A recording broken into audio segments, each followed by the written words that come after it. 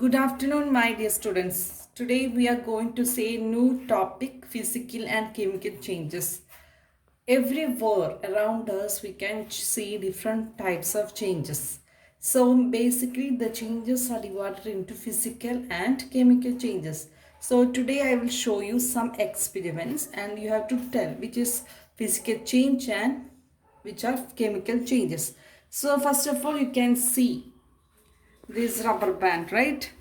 Rubber band. So now I am stretching it maximum. I am stretching this, then it is coming back. This is physical change or chemical change? This is physical change.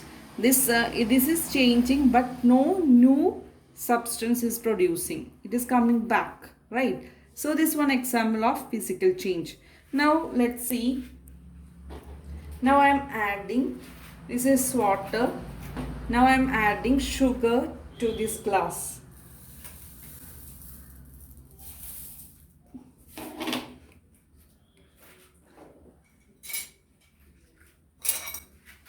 Now I will stir it. So now we will get sugar solution, right? Sugar solution. This is chemical change or physical change? It is physical change. Again, if we are boiling it, again we can get sugar, right? So not that much change is happening, right? If you are making lemon soda or something, that will be new substance are producing. So that will be a chemical change. Okay. So next I will show another experiment. Not experiment, one activity. So this is one piece of paper. I am cutting this into small pieces. So one or two pieces we can make. So this one is chemical change or physical change? It is physical change. Again we can not perfectly, it will not come same as that, but almost we can do it. So this is physical change. Another thing I will show you, just this paper I am trying to burn. Okay, so this one is chemical change or physical change? This is chemical change. Okay, this one again I cannot make it into a paper. It become, what is this, ashes. So this one is a chemical change. So around us we can see different types of changes. Some will be physical change and some will be chemical change. So now we will see the properties of physical change and chemical change. Now we will see what are physical and chemical properties. Okay, so whatever changes which form a new substance, that is a chemical change, and which will not form any new substance, that is physical change. So what are physical property? First we should know what are physical properties. The properties such as shape, size, color and state of substance is called physical property. Shape means rectangle, square, circle, like that. Size means if it is big or small. Color, then state of substance. State of substance means, suppose sometimes water can be liquid, water can be solid, and water can be vapor. So that is the physical property which we can see. That is the physical property. A change in which a substance undergoes a change in its physical properties is called physical change. So to understand, I will tell one example. In the case of when we are boiling the water will convert into vapor.